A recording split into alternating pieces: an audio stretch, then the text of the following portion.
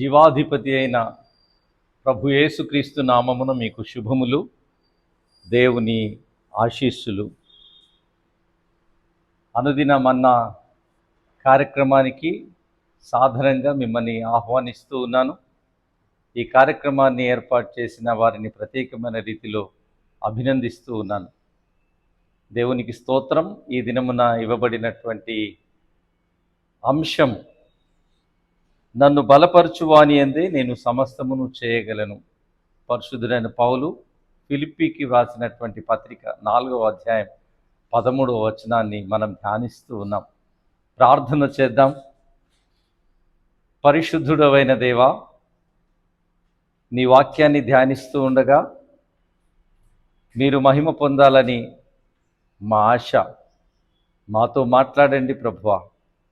నీ దాసుడనైన నా నోటి మాటలు, మా అందరి హృదయ ధ్యానం నీ దృష్టికి అంగీకారముగా ఉండునట్లు మీ కృపనొసంగుమని యేసుక్రీస్తు ప్రభువు పేరిటనే ప్రార్థిస్తున్నాము తండ్రి. ఆమెన్. ప్రియులారా, పరిశుద్ధుడైన పౌలు యొక్క పరిచర్య చాలా ప్రత్యేకమైనది. దేవుని యొక్క మహోన్నతమైనటువంటి సంకల్పం. పౌలు భక్తుడు నిజానికి ధర్మశాస్త్రంలో నిష్ణాతుడుగా గమలీయేలు పాదముల చెంత రోమా పౌరసత్వాన్ని పొందినటువంటి బహు ప్రజ్ఞాశాలి, విద్యావేత్త, వేదాంతికుడు. క్రైస్తవ సంఘాన్ని అంతమొందించాలన్నటువంటి అకుంఠిత దీక్షతో బయలుదేరినటువంటి పౌలును యేసుక్రీస్తు ప్రభుల వారు సంధించగా, యేసుక్రీస్తు ప్రభువునకు నమ్మకమైనటువంటి సేవకుడుగా మారతాడు. దేవుడు చేసిన అద్భుతం. ప్రియులారా, పరిశుద్ధుడైన పౌలు భక్తుడు నూతన నిబంధనలో దాదాపుగా 60% ఆయన లేఖనాలతో లేక ఆయన మాటలతో, ఆయన వేదాంతంలో నిండుకుంది అని చెప్పడంలో ఏమీ సందేహం లేదు. ఎందుకనగా పౌలు భక్తుడు ఆయన యొక్క జ్ఞానాన్ని, వేదాంతాన్ని రంగరించి యేసుక్రీస్తు ప్రభువును గురించి సంపూర్ణంగా లిఖిస్తాడు, బోధిస్తాడు. మరి మనం గమనిస్తాం కదా, విశ్వాస సూత్రములేమి, అనేక సంస్కరణలేమి, మరియు దైవ కార్యోన్ముఖత సేవ అనగా మిషన్ పరిచర్య ఏమి, మరియు అనేకమైనటువంటి క్రైస్తవ సంస్థలు స్థాపింపబడుటకేమి, సమైక్యతా భావాన్ని సంఘములలో నెలకొల్పుటకేమి, ఆయన యొక్క రచనలే మూలమని ఈ సమయంలో నేను జ్ఞాపకం చేస్తూ సంతోషిస్తూ ఉన్నాను. మధ్యధర ప్రాంతమంతటిని అనగా యూరోప్ ఖండం అంతటిని కూడా తన యొక్క సువార్తతో ఆయన నింపినాడు, సువార్తమయం చేసినాడు. అన్ని సమయములలో అనగా సమయమందును అసమయమందును, ఇళ్లల్లోనూ సునగోగుల్లోనూ అనగా సమాజ మందిరాల్లోనూ, పనిలోనూ, ప్రయాణములోనూ, ఆ మాటకొస్తే జైల్లో కూడా ఆయన దేవుణ్ణి స్తుతిస్తూ, కీర్తిస్తూ, మహిమపరుస్తూ సువార్తను ప్రకటించినాడు అన్నది నిర్వివాద అంశం. ఆ మాటకొస్తే ఫిలిప్పీలకు రాయబడిన పత్రిక కూడా ఆయన రోమా ప్రభుత్వపు జైల్లో నుండి రచించినదే. ఆయన యొక్క జీవితాన్ని ఒకసారి నెమరు వేసుకుంటాడు. నిజమే, క్రైస్తవ సంఘాన్ని ఆయన చంపడం తనకు ప్రాణాధారమైనట్టుంటుంది, బెదిరించుట, హత్య చేయుట. కానీ ఆయన యొక్క హృదయాభిలాష ఏమిగా మారుతుంది అనగా, అందరును అంతటను మారు మనస్సు పొందవలెనని, రక్షింపబడవలెనని ఆయన యొక్క అభిలాషగా మారినట్లు మనం గమనిస్తాం కదా. మరియు ప్రజల రక్షణ కొరకు ఎంత త్యాగపూరితమైనటువంటి మాటల్ని వినియోగిస్తాడంటే, వీరి రక్షణ కొరకు క్రీస్తు నుండి నేను వేరే శాపగ్రస్తుడనవుతాను అని కూడా అంటాడు. ఎంతటి ఆశ, ఎంతటి ఆసక్తి! అందుకొరకు దేవాది దేవునికి వందనాలు చెల్లిస్తూ ఉన్నాను. సత్యాన్ని నశింపచేయాలని, నిజమైన సత్యాన్ని కనుగొనాలని బయలుదేరి వెళ్ళి కన్నులే పోగొట్టుకున్నాడు కదా. చివరకు అంటాడు, నీ కృప నాకు చాలు అని, దేవుని ద్వారా పొందినటువంటి నా కృప నీకు చాలు అని తన యొక్క జీవితాన్ని దేవునిలో సమలీనం చేసుకుంటాడు. అధికారిక పత్రాలు తీసుకుని హత్య కొరకు బయలుదేరినటువంటి వాడు దైవాధికారంలోనికి అందరికీ జీవవాక్యమును అందించుటకు తను తానే సమర్పించుకుంటాడు. ప్రజలను చెరసాలలో వేయించి సంఘమును పాడు చేసిన వాడు చెరసాలలో ఉండి సైతం సంఘములను స్థాపించిన వాడుగా మనం గమనిస్తాం. మిక్కిలి క్రోధము గలవాడై, చెడు మాటలు మాట్లాడేవాడై ఉన్నవాడు చివరికి యేసుక్రీస్తు ప్రభువుకు వెరివాడవుతాడన్నది మనం తన యొక్క పత్రికల్లో మనం గమనిస్తాం. ప్రియమైన దేవుని బిడ్డలారా, ఆయన అంటాడు కదా, బ్రతుకుట క్రీస్తే, చావైతే లాభం. అయ్యో, సువార్తను ప్రకటింపని ఎడల నాకు శ్రమ. నా సమస్తాన్ని, నా పౌరసత్వమేమి, నా ధనమేమి, నా అధికారమేమి, నా యొక్క అధికారికమైనటువంటి పత్రాలేమి, నాకున్నటువంటి జ్ఞానమేమి, ఆ సమస్తమును పెంటకుప్పగా చేసుకుని ఉన్నాడంటాడు. సంఘముల ఎడల ఆయనకున్నటువంటి శ్రద్ధ, చింత ఎంత అమోఘమైనదో, అమూల్యమైనదో దేవునికి, వారిని బట్టి నేను దేవునికి వందనాలు చెల్లిస్తున్నాను. ఈ మూలవాక్యంలో మనం గమనిస్తే ఇదిగో అంటాడు కదా, ఇవన్నీ ఎందుకు చేశానంటే నన్ను బలపరుచువాని అందే నేను సమస్తమును చేయగలను.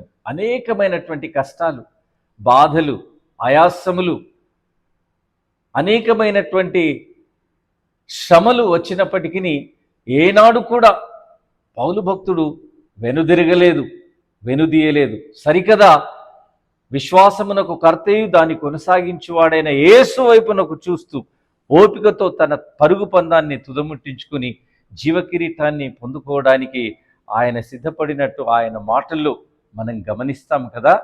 నిజమే, మనం అనేకమైనటువంటి విషయాలు ఆయన విషయంలో ఆయన ఆకలితో ఉన్నాడు, దప్పికతో ఉన్నాడు, దిగంబరత్వంతో ఉన్నాడు, ప్రయాణంలో చలిలో వణుకుతూ ఉన్నాడు, దొంగల వలన ఆపదలోను, కపట సోదరుల వల్లైన ఆపదలోను, మరియు పట్టణాల్లోనూ పల్లెల్లోనూ అన్నింటిలో కూడా ఆయన శ్రమను అనుభవించినాడు. ఎన్ని శ్రమలున్నా, ఏది ఎదురైనా యేసుక్రీస్తు ప్రభువు నుండి, ఆయన సువార్త నుండి ఆయనను ఏది కూడా వేరు చేయలేకపోయింది. అందుకనే అన్నాడు, ఇదిగో నేను నన్ను బలపరచువాని అందే సమస్తమును చేయగలనన్నాడు. ఆయనకు ఒక ఆయాసం ఉండింది. ఒకవేళ నేను సువార్తను ప్రకటించి నేనే భ్రష్టుడనైపోతానేమో అని అనుకున్నాడు. అందుకని తను తాను ఎప్పుడు కూడా నలగొట్టుకోవడానికి ప్రయత్నం చేసినాడు. తన జీవితాన్ని ఎల్లకాలం పునరంకితం చేసుకోవడానికే ఆయన ఇష్టపడినట్లు మన లేఖన భాగాల్లో గమనిస్తాం కదా. ఈ దినం మనకు మన క్యాలెండర్లో ఉన్నటువంటి దైవవాక్యం రాజులు మొదటి గ్రంథం 10-11 అధ్యాయాల్లో మనం గమనిస్తాం. ఇదిగో సొలొమోను రాజు అధికారము, కావలసినటువంటి బహుమానములు, కావలసినటువంటి జ్ఞానం సమస్తము ఉంది. అనేకమైనటువంటి పరపతిని పొందినాడు. వాటన్నిటిని పొంది కూడా ఆయన చిన్న చిన్నగా మెల్లిమెల్లిగా పతనావస్థలోనికి దిగజారినాడు. దేవుని యొక్క వాగ్దానములను నిష్ఫలం చేసినట్లు మనం గమనిస్తాం.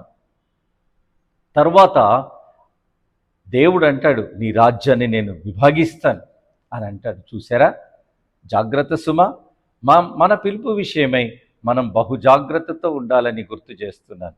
యేసుక్రీస్తు ప్రభువుల వారు మనం గమనిస్తాం, మత్తయి సువార్తలో ఈ దిన పాఠంలో తను తాను సజీవయాగంగా సమర్పించుకున్నట్టు మనం గమనిస్తాం. ప్రియమైన దేవుని బిడ్డలారా, ఈ దినమున నేను గుర్తు చేస్తూ ఉన్నాను. ఉండవచ్చు, కష్టాలు ఉండవచ్చు, బాధలు ఉండవచ్చు, ఆయాసం ఉండవచ్చు. కానీ యేసుక్రీస్తు ప్రభువు నిన్ను పిలిచిన పిలుపు ఎంత శ్రేష్టమైనదో గమనించి దేవుని కొరకు నీ జీవితాన్ని సమర్పించుకో, విశ్వాసంలో వృద్ధి పొందు, అనేకులను క్రీస్తు వైపునకు నడిపించే ఒక సాధనంగా మారు. దేవుడు నిన్ను అనేకమైనటువంటి వరములతో దీవెనలతో అలంకరించినాడు కదా.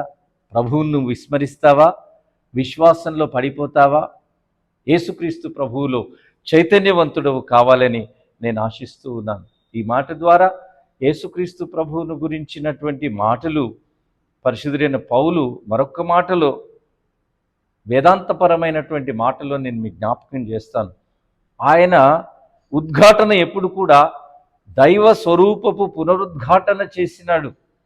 నశించిపోయినా లేక దేవుని యొక్క రూపాన్ని కోల్పోయిన వారిని తిరిగి దైవ స్వరూపంలోనికి ఎదిగించాలని, దైవ రూప పునరావిష్కరణ చేయడానికి నిరంతరం తాను ప్రయాసపడినాడు. ఎప్పుడు కూడా దైవ పునర్దర్శనం కొరకే, దైవ రూప పునర్దర్శనం కొరకు ఆయన కృషి చేసినట్లు మనం గమనిస్తాం. చివరకు తాను సంఘములు కూడా పునర్జీవింపబడాలని ఆయన యొక్క అభిలాష. ఇట్టి అభిలాష మనం కూడా కలిగి ఉందాం. అట్టి అభిలాష దేవుని వాక్యాన్ని ప్రతిదినం చదువుతూ మనం అందరం కూడా ఉజ్జీవింపబడి యేసుక్రీస్తు ప్రభు కొరకు జీవిస్తాం. దేవుని రాజ్యాన్ని మనం విస్తరింపచేద్దాం. అనేకులను ప్రభు వైపునకు నడిపిద్దాం. అటువంటి కృప ఆశీస్సులు దేవుడు మనకును మన సంఘములకును దేవుడు అనుగ్రహించునుగాక. ప్రార్థన చేద్దాం. పరిశుద్ధ దేవ, ఈ దినం మీరు మాతో మాట్లాడినందుకు మీకు కృతజ్ఞతావందనాలు చెల్లిస్తూ ఉన్నాం. పౌలును మార్చిన దేవుడవు, మా జీవితాలను సైతం మార్చి మమ్మను పిలిచి నీ ఆత్మతో అభిషేకించి విశ్వాస సమూహంలో మమ్మల్ని తండ్రి నీ కృపను బట్టి నిలువబెట్టి అనేకులకు నీ సువార్త ప్రకటించి ఆధిక్యత కలిగించినావు. మీకు వందనాలు చెల్లిస్తున్నాం.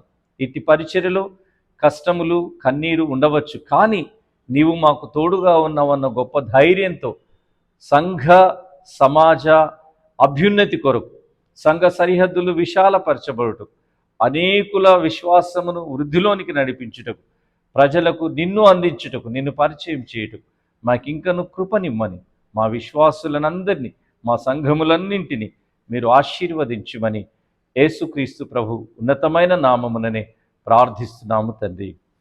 నన్ను బలపరచువాని అందే నేను సమస్తమును చేయగలను అన్న పౌలు భక్తుని మాటల ద్వారా దీవించిన మన ప్రభు అయిన యేసుక్రీస్తు యొక్క నిరంతరమైనటువంటి కృప, తండ్రి అయిన దేవుని యొక్క శాశ్వత ప్రేమ, పరిశుద్ధాత్మ దేవుని యొక్క నిత్య నడిపింపు, శాంతి సమాధాన సకలాశీర్వాదము మనకు మన సంఘమునకు సదా తోడై నీడై ఉండునుగాక. ఆమేన్.